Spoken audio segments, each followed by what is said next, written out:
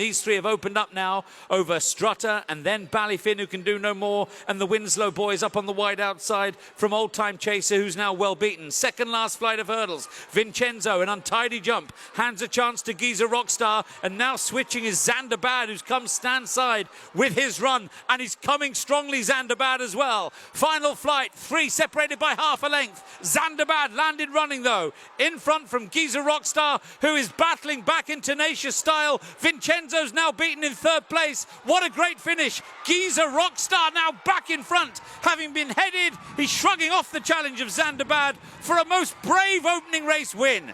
Giza Rockstar, Jonathan Burke on board for trainer Harry Fry. A tough, tough performance to beat Zanderbad. Vincenzo back in. Man Insane is next, and then Hurler on the ditch, who's just about still in touch, about 7 lengths off them. They come now down towards the second last fence. Stormin' Home comes through to take the lead. Stormin' Home at the second last, jumped it well. From in second, Cartone. On the outside, Sageburg County, King's Threshold next, followed by Dream in the Park. And now they race on down towards the final fence. Stormin' Home out in front here. Keelan Woods needs a good jump, got it. Sageburg County and King's Threshold are coming at him either side. King's Threshold, the finisher on the far rail. King's Threshold coming strongly at Stormin' Home. King's Threshold getting up. King's Threshold got up in the last few strides to just tip Stormin' Home out of it, and they were clear of Sageburg County, who was close for third in company with Dream in the Park. Inside, followed by Kurosh on the outer. Hamsayan's going to try and deliver on the stand side in 5th place. Not been asked the massive question just yet. Second last flight of hurdles. Palio came through there to dispute it with Royal Way. Spiced Rum is now under pressure. So too Kurosh. And what's Hamsayan going to find? Still more needed in 3rd place as they jump the last. Palio, untidy jump, but landed just in front. Royal Way trying to fight back. Hamsayan's right in behind them. Hasn't given up just yet either. These two leaders come close together. Royal Way and Palio. Hamsayan ran out of room. Spice Rum is running on again. Royal Way, as tough as you like here. Royal Way goes on for Niall Houlihan to beat Palio. Tight for third, the rallying Spice Rum, and the somewhat unlucky looking Hamsayan next. Great race.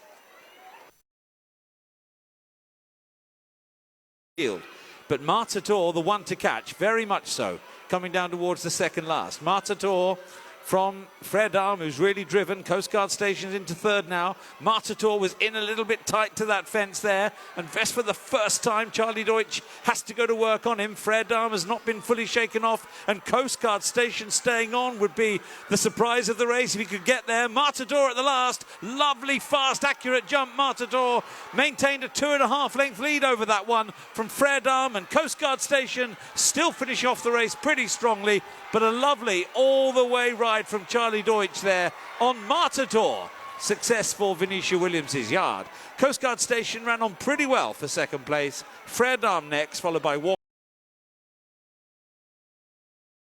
And then Rebel Intentions are followed by Strachan, who's not really picked up much too dear, has got plenty to do with Vengeance, and Toto Wolf next. Here's the second last flight of hurdles. Jumping there to the lead was Redbridge Rambler, drifting down the stand side. That's Nickel Force. He's got to try and pick up. Outside Odessa's still got a squeak. Far side of these is Much Too Dear being produced. Rebel Intentions is next as Johnny B weakens, but the leader was Redbridge Rambler. Onto the running they come. Redbridge Rambler now being chased by Much Too Dear, who's not given up the chase. Redbridge Rambler, Much Too Dear getting a little bit closer. Will the line come in time for Redbridge Rambler? It does. Redbridge Rambler won by a half length from Much Too Dear in second place. Tight in behind them for third place between Nickel Force. That going best of all is Diego de Charmille on his first run for ages. He's up on the outside and moving very smoothly under Harry Cobden. McTotty is next. He's driven along and back on the lash is now tailed off. Racing for home then.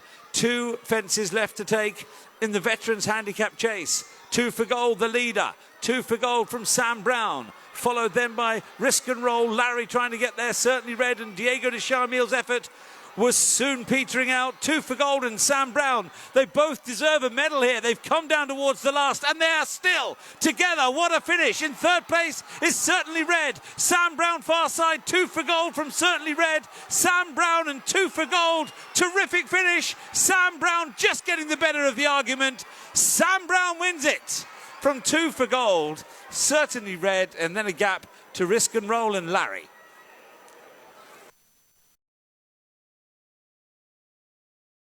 As well, taking the second last there, and it was just Supreme Gift who led from Josh the Boss.